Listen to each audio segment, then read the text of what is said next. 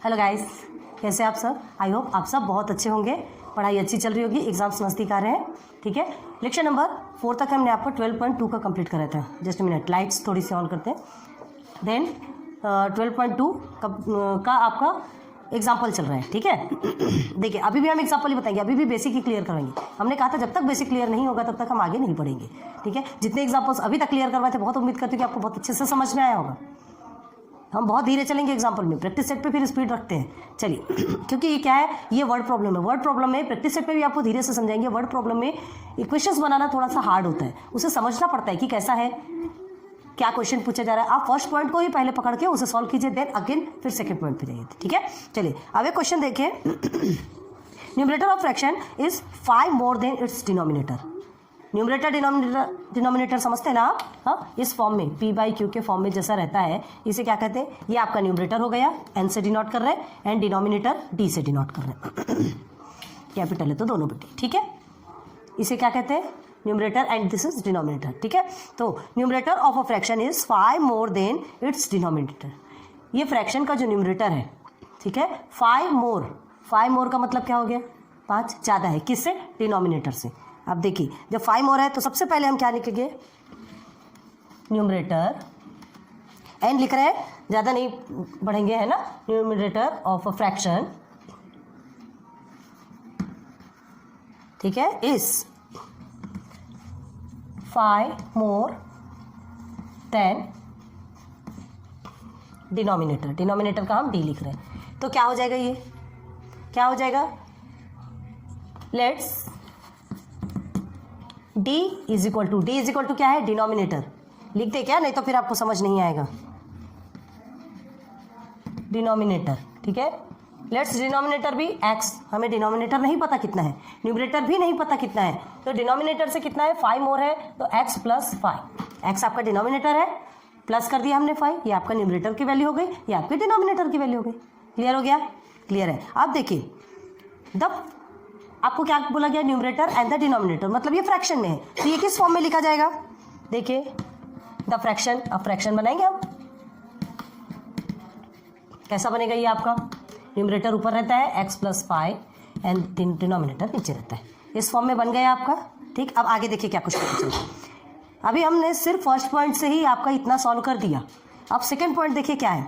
A 4 is added to numerator and denominator, दोनों में हम क्या करेंगे? 4 को ऐड करेंगे। ठीक है, तो क्या करेंगे? देखिए, ये 4 इज एडेड, ठीक है, if 4 is added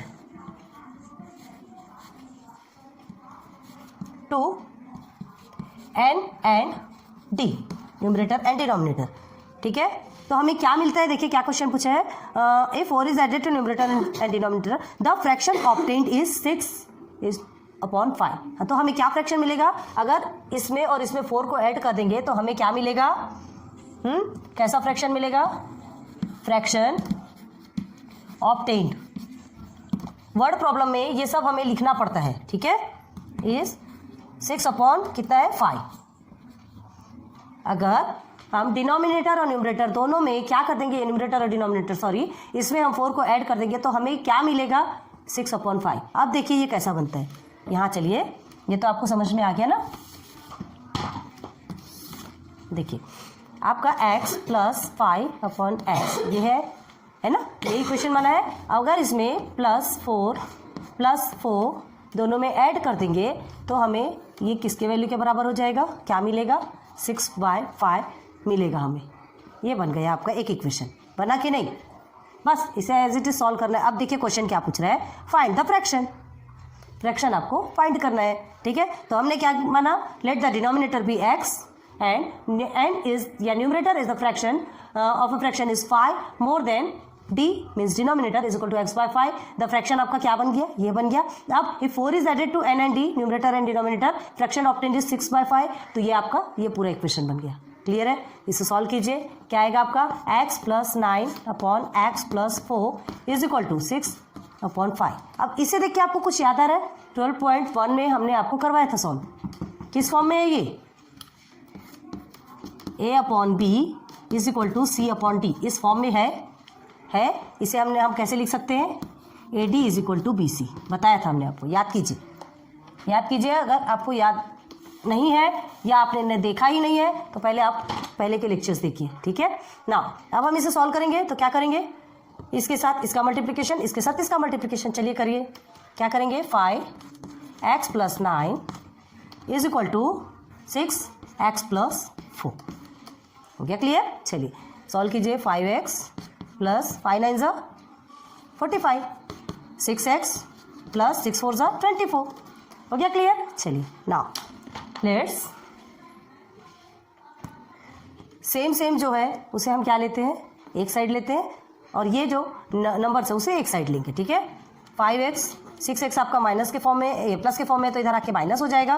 then 24 as it is रहेगा। 45 आपका प्लस के फॉर्म में, तो इधर आके माइनस के फॉर्म में हो जाएगा। हो गया, ठीक है। अब इसे सॉल्व करना है हमें, क्या करेंगे, आंसर आपका कितना आएगा, -x, बड़े डिजिट के आगे माइनस है तो माइनस लगाएंगे, ठीक है। अब 24 - 45 कितना आएगा, 24 - 45 आप करेंगे तो 24 - 45 आप करते हैं तो आपका आता है -21, ठीक है। और देखिए अगर आपको सीधे सीधे प्लस मिलाना है, आंसर तो आपका देखिए ये माइनस माइनस कट गया, x = आपका 21 आ गया। x की वैल्यू 21 मतलब जो डिनोमिनेटर है वो क्या होगा आपका 21। अब न्यूमरेटर आपसे क्या कहा गया, 5 मोर देन डिनोमिनेटर, तो आपको निकालना है न्यूमरेटर की वैल्यू। 21 आपका डिनोमिनेटर है, न्यूमरेटर 21 + 5 करेंगे तो आपका आएगा, ठीक है। ऐसे ही करते हैं ना सॉल्व। अब देखिए अगर ये माइनस नहीं चाहिए तो आपको क्या करना है, ऐसे भी किया जा सकता है, कोई ज़रूरी नहीं है।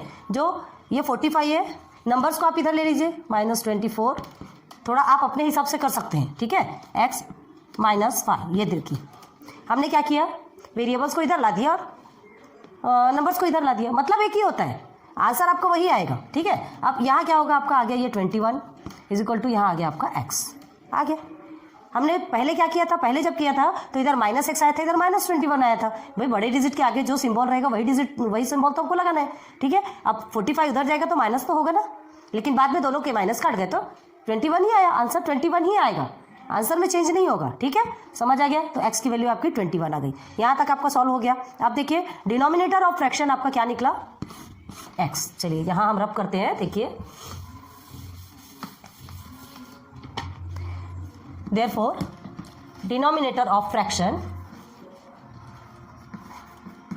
क्या निकला आपको, = 21 मिल गया आपको डिनोमिनेटर। अब हमें क्या निकालना है, न्यूमरेटर। देन न्यूमरेटर का हमने n लिखा, न्यूमरेटर का हमने क्या निकाला था, कितने टाइम्स था आपका, कितने टाइम्स था तो भूल गए, 5 टाइम्स था। हाँ x + 5 टाइम्स था ना, 5 मोर देन डिनोमिनेटर था।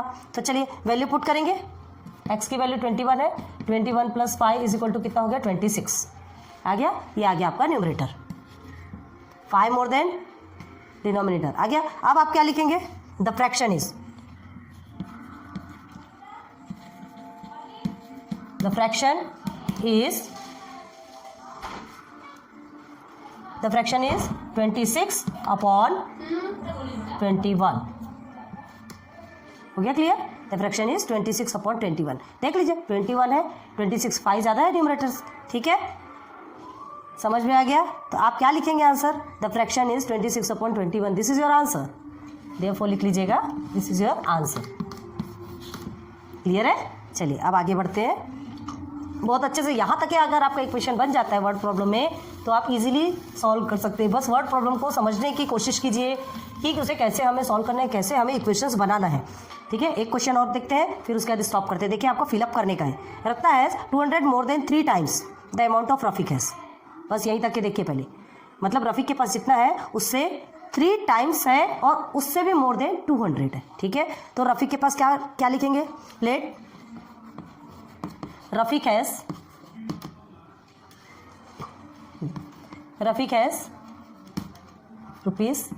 ₹x ले लेंगे, रफीक के पास x है। देन रत्ना हैज़ कितना है, ये 2 मोर देने की 3 मोर देने, 3 टाइम्स मोर, तो 3x हो गया, x से 3 ज़्यादा है, 3x हो गया, और प्लस 200 और ज़्यादा है, ये बन गया रत्ना का। क्लियर है, ये रफीक का हो गया और ये हो गया रत्ना का, निकल गया, समझ में आ गया। अब आप आगे से क्वेश्चन क्या पूछ रहे हैं, ये सिर्फ फर्स्ट पॉइंट से बताया हमने, सेकंड पॉइंट में देखिए, if ₹300 from the amount with Ratna are given to Rafiq, मतलब रत्ना ने अपने पैसे में से 300 रुपीज़ किसको दे दिया, रफीक को दे दिया। तो अब क्या बनेगा, अब कितना किसके पास रहेगा, रत्ना गिवन, ठीक है, 300 रुपीज़ 300 टू रफीक। देन क्या बनेगा, आप देखिए, नाउ रत्ना हैज, अब रत्ना के पास क्या है, 3x प्लस 200 माइनस 300, ऐसा ही बनेगा। इतना था, 300 निकल गया, हो गया। तो अब ये क्या हो सकता है, 3x माइनस 100, मतलब रत्ना के पास अभी इतना है, ठीक। अब रफीक के पास कितना है, नाउ ये आप लगाते जाइएगा, ठीक है। Now Rafiq has how many, Rafiq has x था उसके पास प्लस 300 दिया, तो इसके पास x प्लस 300 हो गया। क्लियर हो गया यहाँ तक। चलिए अब देखिए, रफीक के पास मिल गया आपको, रत्ना के पास मिल गया, कितना है। अब इसे वैल्यू पुट कीजिए, यहाँ हम ऊपर में रब कर रहे हैं, ठीक है। जो आपके बॉक्स फिलअप करना है, देखिए आप ध्यान से देखिए, रत्ना एज हमने आपको बता दिया था इतना है, रफीक के पास बताया था x है, सबसे फर्स्ट जो बॉक्स है वो फिलअप होगा। उसके बाद फिर रिमेनिंग अबाउट अब रत्ना इज, रत्ना के पास इतना बचा, ठीक। अब रफीक के पास इतना हो गया, 300 ज़्यादा मिला तो यहाँ तक फिलअप हो गया। अब देखिए, now the amount with Ratna is 7:4। देखिए आगे टॉपिक पढ़ रहे हैं हम, ठीक है। Amount with Ratna will be 7:4 या 7/4 टाइम्स अमाउंट विथ रफीक। अब रत्ना के पास कितना है, 7/4 टाइम्स विथ रफीक। तो 7/4 टाइम्स के करने के लिए क्या करेंगे, amount with Ratna and amount with Ratna and amount with Rafiq, ठीक है। तो ये क्या बन जाएगा, वो 7/9 है ना, नहीं सॉरी 7/4, ठीक है। ये क्वेश्चन किसका बना, सेकंड पॉइंट का हाफ से देखिए क्या है, रफीक को उसने कितना दिया, 300 रुपीज़। तो amount with Ratna will be 7/4 times amount with Rafiq, ठीक है। रत्ना के पास 7/4 टाइम्स अमाउंट विथ रफीक, ये हो गया। अब हमें दोनों में वैल्यू पुट करना है, अब इसे नहीं मिटाते, हमें वैल्यू देखना है। तो रत्ना के पास 3x माइनस 100, रफीक के पास x प्लस 300। देखिए बॉक्स में क्या फिलअप करना है, आप फिलअप भी करते जाइए साथ साथ में, चलिए आपको अच्छे से समझ में आएगा। हमको तो रब करना ही पड़ेगा, हमारे पास जितनी स्पेस है हम उतने स्पेस पे ही आपको क्वालिटी एजुकेशन देने की कोशिश करेंगे। यहाँ तक समझ आ गया। अब फिर ये किस फॉर्म में आया, अभी जस्ट इसके पहले हमने जो क्वेश्चन समझाया था उसमें बताया था आपको, इसके साथ इसका मल्टीप्लिकेशन, इसके साथ इसका मल्टीप्लिकेशन, ठीक है। चलिए क्या करेंगे आप, 4 मल्टीप्लाई बाई 3x माइनस 100, ठीक है, is equal to 7 multiply by x plus 300। हो गया, आया समझ में। बॉक्स में फिलअप करना है। अब नाउ 4 3 12 होता है, 12x माइनस 400, 100 से आप मल्टीप्लाई करेंगे 400 होगा, इज इक्वल टू ये 7x हो गया प्लस 7 3 21। हो गया सॉल्व, आ गया। अब फिर क्या करना है हमें, नंबर्स का नंबर्स के साथ, वेरिएबल्स का वेरिएबल्स एंड विथ नंबर्स के साथ उनका करेंगे, ठीक है। चलिए तो आप क्या करेंगे, 12x इधर प्लस में है तो इधर आके माइनस हो जाएगा, 7x इज इक्वल टू 2100 या 2100 प्लस 400। प्लस में क्यों आएगा, ये इधर माइनस में, ठीक है। चलिए 12 के साथ 7 का आप माइनस करेंगे तो कितना आएगा, 5x आ रहा है। देन 21 के साथ इसे करेंगे तो कितना आएगा, 2500 या 2500 आ गया। चलिए यहाँ दिख रहा है कि नहीं, आप ऊपर में चलते हैं। यहाँ तक आपको समझ में आ गया होगा। क्या आया हमारा, 5x इज इक्वल टू 2500, ये आपका आया है। अब x की वैल्यू निकलेगी, x is equal to 2500 upon 5, क्यों, यहाँ मल्टीप्लिकेशन में है तो यहाँ आके क्या हो जाएगा, डिवाइडेशन। क्या चल रहा है अभी, हमें क्या चाहिए, यहाँ तक के समझिए। अब लास्ट क्वेश्चन देखिए क्या है, find the initial amount with Rafiq. अब रफीक को के पास कितना अमाउंट था वो आपको निकालना है। चलिए इनिशियल अमाउंट हमने क्या लिया था, x लिया था, x की वैल्यू निकल रही है। Now x is equal to क्या होगा, 5 1 5, 5 5 25, then 20, x is equal to 5। Initial amount कितना था रफीक के पास, 500। The initial amount of Rafiq is 500 rupees. हो गया इजी, बहुत ईजी है। बॉक्स आप फिलअप कर लीजिए, हमने अच्छे से समझाया आपको, उम्मीद करते समझ में आया होगा। यहाँ तक आपका कंप्लीट हो गया लेक्चर नंबर 5 में। लेक्चर नंबर 6 में फिर हम सीधे सीधे आपके प्रैक्टिस सेट 12.2 में लेकर चलेंगे, ठीक है। नाउ यहाँ हम स्टॉप करते हैं। ठीक है, लेक्चर नंबर 5 आपका कंप्लीट हो चुका है। करेंगे लाइक सब्सक्राइब शेयर करते जाइए अगर हमारी वीडियोस पसंद आती हो, और अगर कुछ आपको समझ में नहीं आता प्लीज़ आप इंस्टाग्राम में भी फॉलो कर सकते हैं एंड कमेंट सेक्शन पे कमेंट भी कर दीजिए, और पसंद आता हो तो प्लीज़ हमें मोटिवेट भी आप कर सकते हैं। So thanks for watching my videos. Good luck, good bye.